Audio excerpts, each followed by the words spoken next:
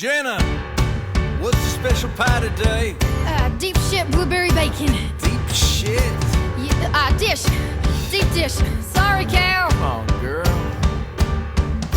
The day starts like the rest we've seen. Another carbon copy of an old routine. Days keep coming. One out, one in. They keep coming. And make that coffee strong enough to chew.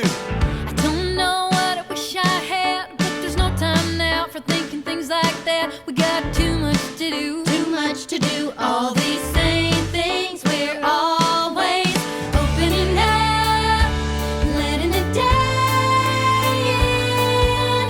Over a cup, we'll say hello.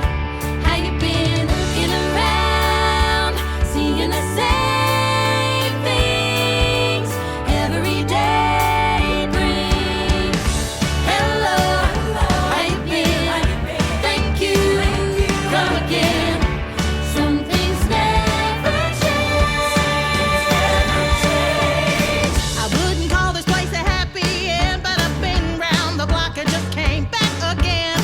A small town like ours ain't much, but sometimes home is where your ass ends up. Order up. Ordered up is how the day will find me. Everything in its place and time, and I like the way most of the days look exactly the same. Order up.